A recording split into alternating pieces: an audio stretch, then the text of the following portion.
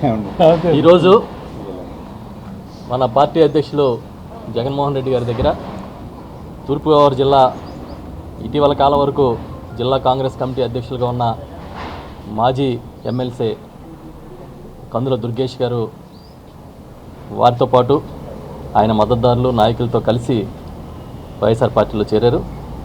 ఈ సందర్భంగా మేమందరం కూడా స్వాగతం పలుకుతున్నాం. దుర్గేష్ గారి రాకతో మాకు తూర్పుగోదావరి జిల్లాలో పార్టీకి మరింత బలం చేకూరుతుంది. ఇది మంచి పరిణామం. వైఎస్ఆర్ పార్టీ పట్ల ప్రజలకి నమ్మకం కలుగుతూ ఉంది.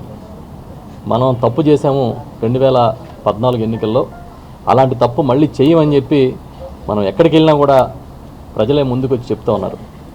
గడప గడపకి వైఎస్ఆర్ కార్యక్రమంలో వెళ్ళినప్పుడు సామాన్య ప్రజలు, డ్వాక్రా మహిళలు సైతం ముందుకొచ్చి మేము తప్పు చేసాము, మేము మోసపోయాం, తెలుగుదేశం పార్టీ చేతిలో వారి వాగ్దానాలు నమ్మి మేము మోసపోయాం, జగన్మోహన్ రెడ్డి గారిని ఎన్నుకుని ఉంటే మాకు ఇవాళ ఈ తిప్పలు ఉండేవి కాదని చెప్పే పరిస్థితి కనిపిస్తూ ఉంది.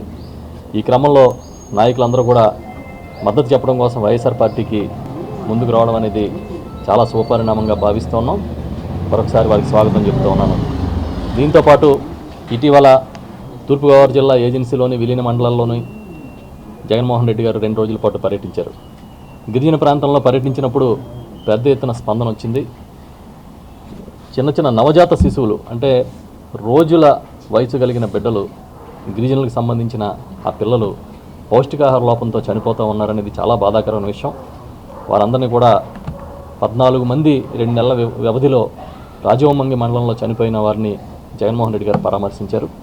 అదేవిధంగా ఇంతవరకు ప్రభుత్వం ఎలాంటి పరిశోధన కానీ చేయకుండా గాలికి వదిలేసిన వ్యవస్థ కాళ్ళవాపు వ్యాధి, విలీన మండలాల్లో కాళ్ళవాపు వ్యాధితో దాదాపుగా 4 నెలల కాలంలో 15 మంది మరణించారు.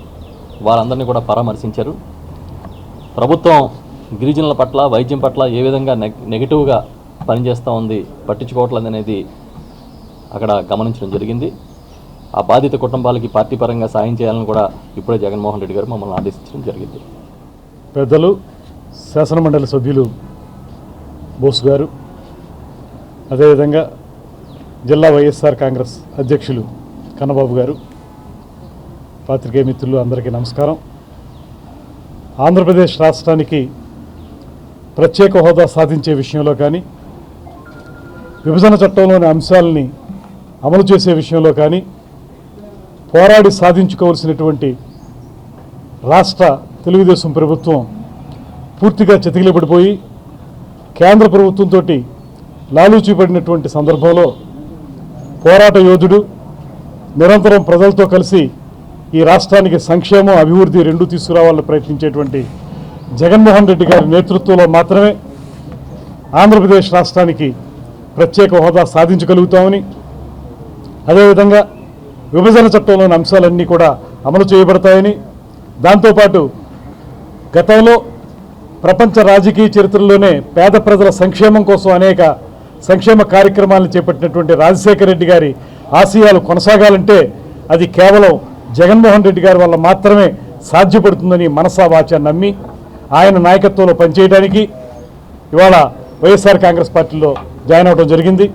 గతంలో వైఎస్ రాజశేఖర రెడ్డి గారి ఆశీస్సులతోటి శాసనమండలి సభ్యులుగా 6 సంవత్సరాలు పనిచేసిన సందర్భంలో రాజశేఖర రెడ్డి గారు చేపట్టినటువంటి ప్రజా సంక్షేమ కార్యక్రమాలని ప్రజాబాహుళ్యంలోకి తీసుకువెళ్ళడానికి నిరంతరం కృషి చేసినటువంటి నేపథ్యంతో తిరిగి అదే పద్ధతిలో జగన్మోహన్ రెడ్డి గారి నేతృత్వంలో పెద్దలందరి సహకారంతో పేద ప్రజల సంక్షేమం కోసం, అభివృద్ధి కోసం వైఎస్ఆర్ కాంగ్రెస్ పార్టీ చేపట్టే ప్రతి కార్యక్రమాన్ని కూడా క్షేత్రస్థాయికి తీసుకువెళ్ళి బలోపేతం చేయడానికి కృషి చేస్తానని సందర్భంగా తెలియజేస్తూ, ఇంత మంచి అవకాశాన్ని కల్పించినటువంటి పెద్దల బోస్ గారికి, జిల్లా అధ్యక్షులకి, ఇతర నాయకులందరికీ కూడా ప్రత్యేకమైనటువంటి ధన్యవాదాలు తెలియజేస్తూ, జగన్మోహన్ రెడ్డి గారి నేతృత్వంలో ముందుకు వెళతాం. తప్పనిసరిగా 2019లో జగన్మోహన్ రెడ్డి గారి నేతృత్వంలో ఈ రాష్ట్రానికి అన్ని శుభపరిణామాలు సంభవిస్తాయని ప్రగాఢంగా